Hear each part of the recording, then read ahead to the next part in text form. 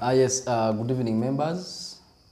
Um, I welcome you all to our first session of Mesu Invesco Affordable Housing Twilight Living Project. So today we are here to understand how this is going to work, how we are going to take advantage of economies of scale to achieve owning a house at 92 million, a house that would spend about 200 million to purchase if you are to buy a complete house from a developer. So we are going to be basically understanding the mathematics and of course the factors that are leading us or they are helping us to cut costs. So not to waste a lot of time, what we are going to do is I'm going to go to this board and I try to show you what we are going to, how we are going to cut costs. But before that, maybe I can explain, I can talk about the location of the estate. One, the estate is going to be located in Zirobwe. Zirobwe is Gayaza Road after Busika. It is tarmac up to Zirobwe. And the location is within the tradings, I mean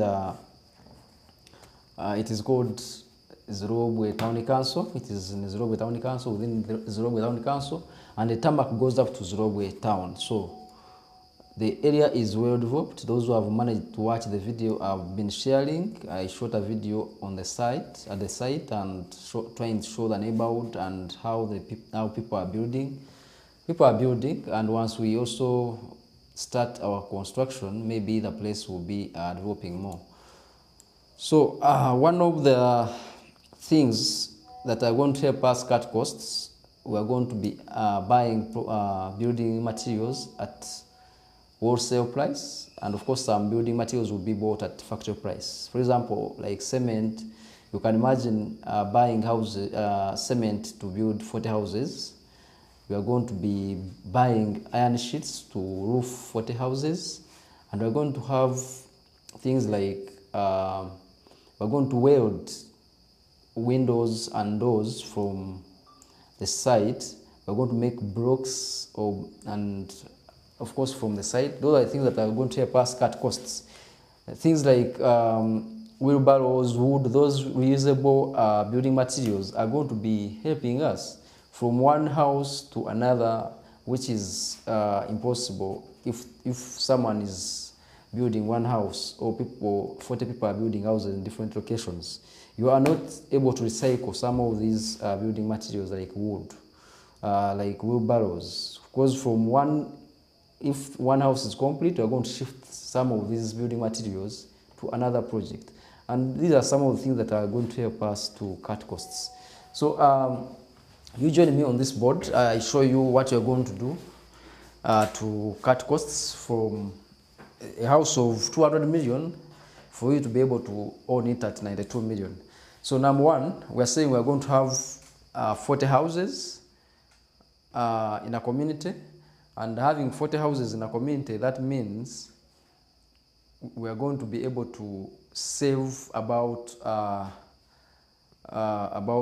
1 billion.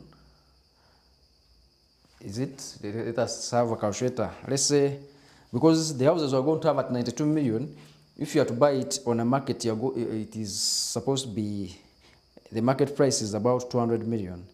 So 200 million for 40 houses, we have about 8 billion.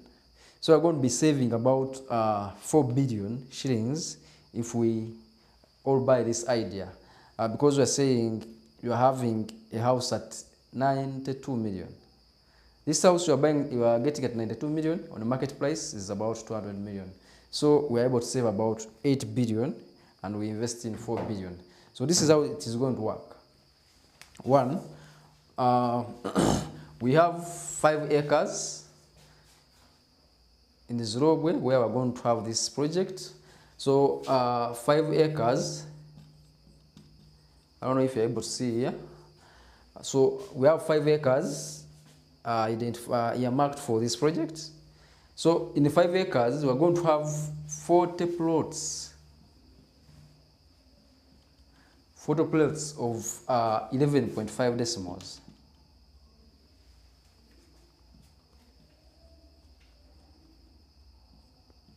So we're going to have, most of you know it as 50 by 100, of course. I mean, say decimals and you don't understand it.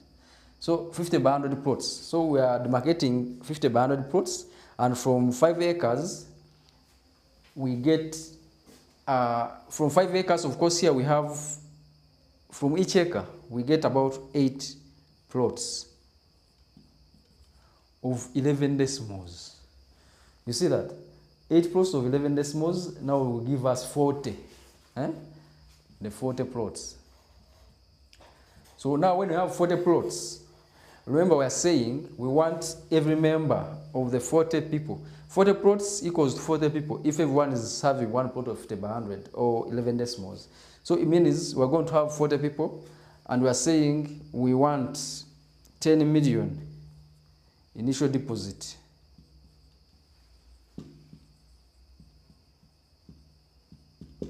So having 10 million of initial deposit will give us, here we can, it is going to give us 400 million. Hope I'm right. So we have 400 million as our initial deposit, right? Now, once we have the 400 million, for us we know people have committed and they are bought into this idea, and we are ready to start. Now, for us, we shall start on the project. Remember, those who are on our groups, we have already shown you that we have already paid for the land is there, and we shall be organizing site visits and, of course, launch of the project. So we have already paid for the land. Now what we need is initial deposit of 10 million. Now, once everyone pays this 10 million, we are going to have everyone's title transferred into their names.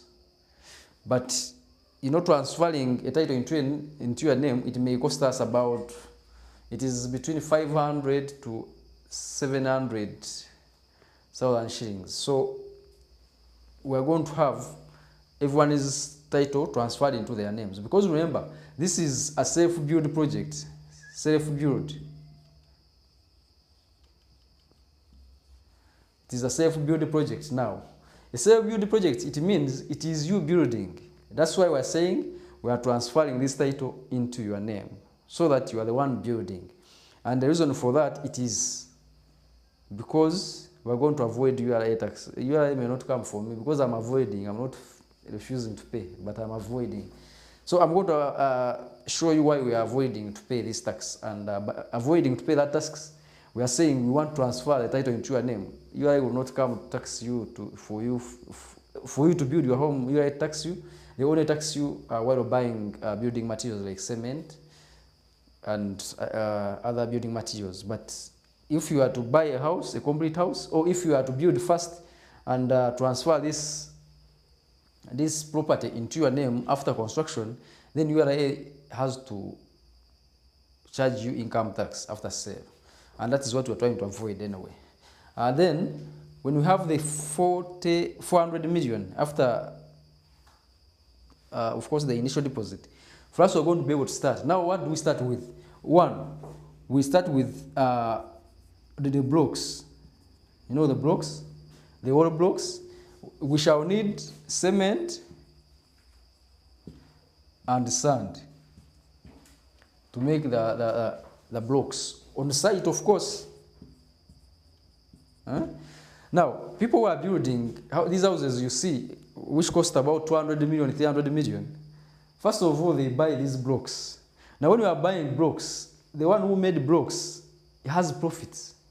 It is not a charity organization to donate you blocks.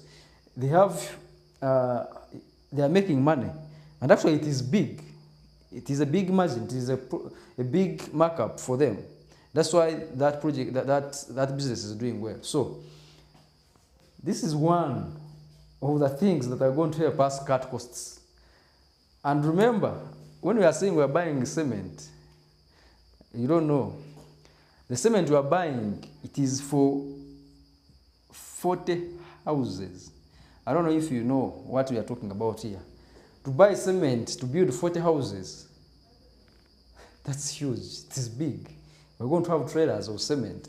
This means we are going to have to buy cement at wholesale price, or factory price. Now, this also, before we cut costs on making blocks on site, we're going to have cement on factory price, because we're buying in bulk. We're buying in bulk 40 cement to build 40 houses. I may not give you a figure of the bags of cement we shall need, but I'm telling you, we need cement to build 40 houses. So for us, we are not stupid that we are going to go to these hardwares where they have markups. No, we are going to deal directly. We need to buy this cement at factory price or wholesale price. So we have cut costs, remember, on cement. Those who know Zirobwe, sand is, that's where they mine sand. We're also going to cut costs on sand, of course. So after cutting costs on blocks, because if you are to buy, there is a lot of profits for the other people who are into that business. We are cutting costs on that. We're cutting costs on cement, because if you are to buy from hardware houses, it is going to be a bit expensive. Even sand, we are cutting costs on sand. Now that is one. So once we have the 400 million initial deposit, for us we are going to start on making blocks. And making blocks, we are going to cut on the cost of this block. If we are to buy it from these people who are making them on those roads, you see. And we are going to also cut costs on buying cement, because buying cement to construct 40 houses is not something small. This is big, so we're going to be buying in bulk, and we're going to have this cement at a factory price. So that is one. Now, remember, once people pay the initial deposit, this means they have committed, right? And they will be now contributing monthly, right? So remember, I'm saying there are 40, a commitment of 40 people, and we are saying the monthly contribution from each, we need 2.3 million. For 3 years, for 3 years. So these 40 people, they're going to be paying 2.3 million for 3 years for us to contribute to finish the houses. So now, when you pay, when these 40 people pay,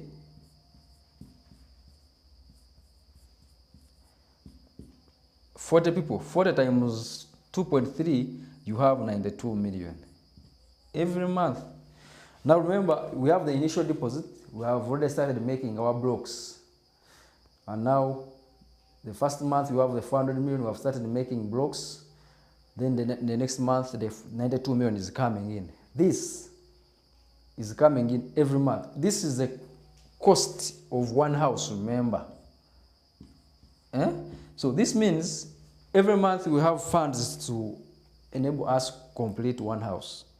And remember, within 3 years, the 3 years we have 36 months. So, if you are able to have 92 million every month, and we have 36 months in 3 years, this means we have 36 houses complete. Now, how much do the 4 houses remaining to make 40 cost? If you have that, remember we have the 400 million that we got as initial deposit. Remember? So it is going to help us to complete these houses. Right? So, this self-build project is going to help us to have cut costs on most of the things that lead these houses to become expensive. One, I've already explained how we are going to cut costs on blocks, cement, and sand. Here, I need to also show you how we are going to cut costs on. We're going to cut costs on roofing, because we're going to have iron sheets at factory price.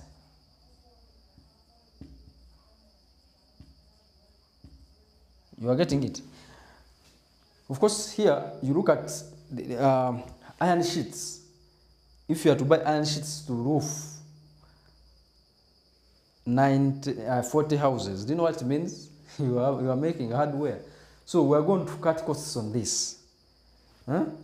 We're going to cut costs on, well, of course we shall steel woods and, steel windows and, steel windows and doors.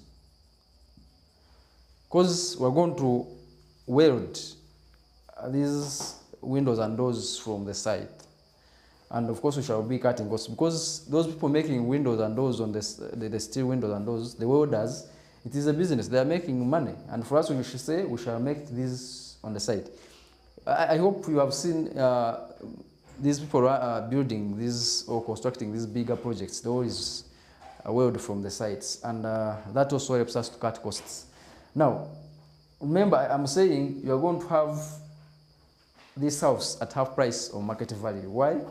I said the house you are going to have at 92, it will be on the market price, it is for 200 million.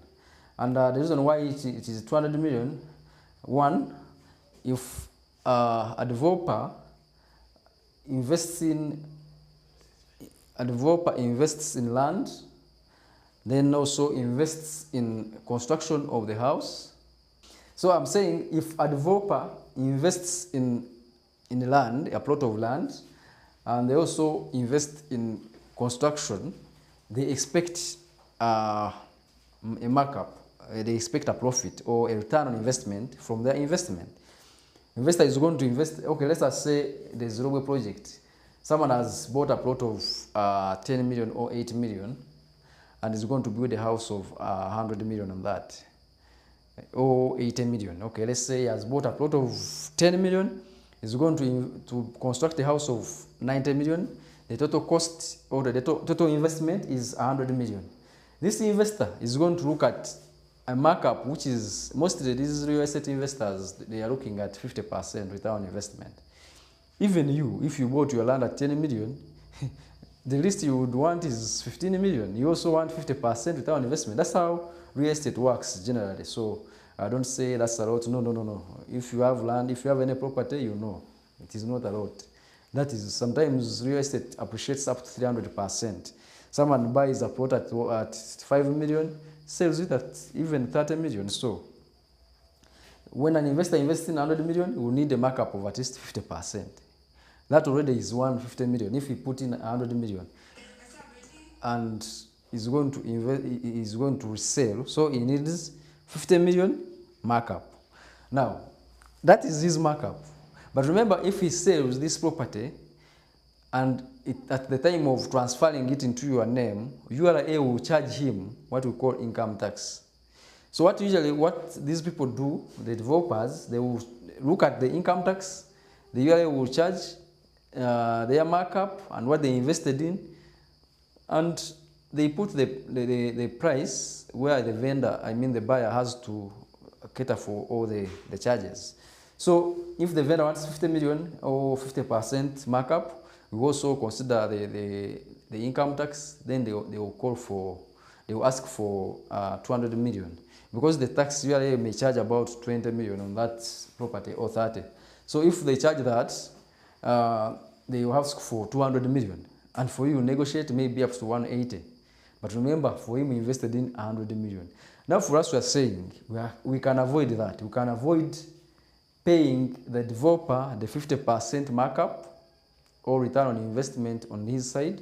We also avoid paying that huge tax to URA. Yet, remember, while construction, of course, we are not going to say we are not going to pay any taxes to URA. When we are constructing, when we are buying this cement, we are buying the iron sheets, the steel, we shall be paying taxes. So URA guys, don't come for me. Don't think I'm not paying taxes. We are paying taxes, but we want to avoid paying that huge tax. And of course, here when I'm talking to people who are in the diaspora, for example, people in UAE who are not used to pay taxes, you know what I'm talking about. When they come back here, they fail to understand some of the things. So when we avoid paying that huge tax, and also avoid giving the other vendor or the developer the 50% markup, we come back to 92 million. And you have your house at 92 million. The house, maybe one of your friends or your neighbor could have invested about 200 million, and we have it at 92 million. And of course, the fact that this house is going to be in a community, the value is going to be higher than most of the houses. Most of the houses, they sell about 200 million. The house in the community is always higher because, one, there is 24-hour surveillance security. That one alone puts the value of the property high. The community, and of course the cleanliness, the smartness of the community, all that puts the value of the property higher. So that is how we're going to achieve this affordable housing project. This is the most, actually it is the best affordable housing solution, where we're able to deliver the best for less, and we're going to have you own houses at half price of market value. Where you would spend 200 million, you're going to spend 92 million. And of course, it is going to be paid for in installments. It won't feel like you know, when you are taking on this project single-handedly, sometimes it becomes stressful. And but here you are going to first of all, you are going to take advantage of economies of scale. You are going to enjoy benefits of being in a community. One of the benefits for being in this community is, if one of the 40 people gets a challenge, it will not stop us from continuing, as the other person is sorting out their issues. Because some people may be transferred from their stations and accessing payrolls becomes a challenge. Some people may or their contracts may be terminated and they need to search and of course hunt for other jobs. But of course, those that doesn't mean that we encourage people to default on paying their monthly installments. But we know for sure, in a community of 40 people, you cannot fail to have some of the challenges, like loss of a job, severe sickness, or someone, God forbid, loses their life. And of course, some of the questions that were coming in, one was, in case someone has started contributing and something like that happens, someone loses his life or her life, what happens? What happens to their money they have contributed, and what happens to maybe their families they have left? So that's why we are saying, one, we are a community and we want to help each other to grow. If any of us gets a challenge, for us we shall continue building. If the challenge is not death, we know maybe that person can recover, but even if it is death, we continue building. And what happens? We shall look at how much this person had contributed. If it is some significant amount or some good percentage, maybe 80% or 90%, 80%, we shall look at, we have only two options, by the way, for this, for the people who have challenges, especially the death, if someone dies and they had started contributing. The two options: one, if the amount contributed was very small, we continue building and we shall look at, we consider reselling the property, we recover the funds, pay the person or the family the amount they had invested in plus the markup, because the house will have completed and put it on the market with a markup. If someone has contributed a small amount of money towards the project, but if someone has contributed a bigger amount, up to maybe 90% or 80%, now another option is to rent. We rent out the property so that we recover the funds to complete payments, and the person or the family gets into the property. So another question was, if I pay 10 million, can my family stay in the house? Now, I was explaining that this is a self-build project, right? Self-build project, it means it is you building. Now, number one question to this, okay, can you stay in house when you are still building a foundation? No. But the reason why it is like that, I have tried to explain here, that we have 40 plots, which means we shall have 40 houses, and we are saying we assume the 40 houses are owned by 40 people, and we're asking for 2.3 monthly, which gives us 92 to build a house. We have 92 million to build a house, a complete house every month. We're going to be finishing a house. That is going to help us to avoid, there are two things why building in Uganda is expensive. Number one, buying a complete house, you must pay the vendor's markup or return on investment. Also, pay URA, income tax. That alone makes the property very expensive. Number two, if you want to build a private home and you're going to take it on as an individual project, you are going to build it in phases. Now, when you are building in phases, you are going to lose a lot of money in building materials which are reusable. For example, wood, the wheelbarrows, things. When you are building in phases, most of the times these things get lost. The remaining sand will be washed away by rainwater. The blocks will be, you are going to lose a lot of money when you are building in phases, and the project becomes very, very expensive. So you start on foundation, the remaining sand, the bricks. By the time you want to, after the break, of course, by the time you want to add on, you look for the sand which was left, you don't see it. The blocks you have to buy afresh. Now you have lost the other money. Now when you build up to wall plate, you need the wood and whatever. At the wall plate level, you get a break of maybe 2 years. By the time you come back, the wood they had used and whatever, everything they had used, it is nowhere to be seen. So you must buy new ones. All that is money. All that is money. So that's how building becomes expensive. That's why sometimes you ask someone, how much have you spent on a house? And they cannot explain because they don't have clear. When they are quoting, when an engineer is quoting, is making BOQs for construction, they are going to quote these things once. But remember, for you are going to buy them every stage. Every phase you reach on, you're going to buy these things. Now for him, when he was quoting for you, he put it in a place of, he assumes that you're going to start this house and finish.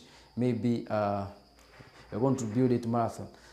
So, but remember, you're going to keep buying wood, you're going to keep buying the wheelbarrows, because even after 2 years, you are buying every time you want to resume on the project. That's how these projects become expensive. And we're saying, how do we solve that? We come as a group, we come together as a group, take advantage of economies of scale, and contribute 2.3 million per month.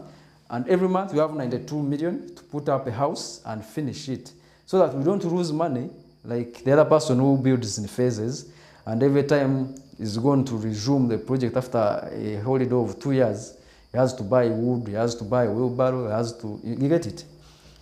So that's how these projects become expensive, and that is the solution we're putting on board. Coming together as a group, cut costs. Coming together as a group, cut costs from the vendor who wanted to earn up 50% return on investment from you. Then also URA, if you were to buy a complete house and they have to transfer it into your name. So at least I know some of the questions have been answered. The person who says if they pay 10 million, they can enter into the house and they start paying monthly, that is out. I've tried to explain how it is going to come.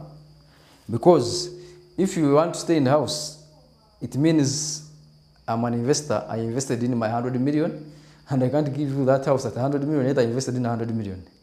If you want to stay in the house, I'll ask for 200 million.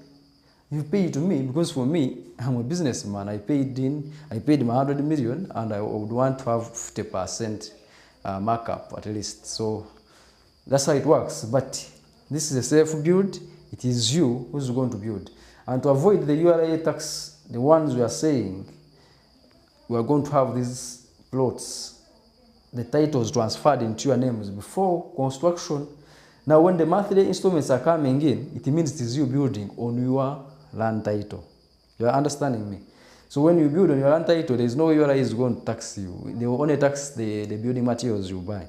But if you want to have the title transferred into your name after construction of the house. Now URA will value the property, then they tax that property on that land title, which becomes very expensive. So for us to avoid that, when you pay the initial deposit, we are going to transfer the title into your name. When you start contributing monthly, we start constructing on your land, the title which is in your name. And of course, it also answers the other question most people are asking: what is the security?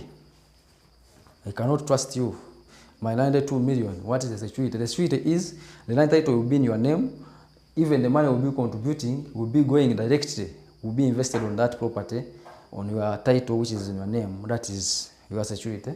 And of course, it also helps us. Also, another thing, there are many things that are going to help us to cut costs.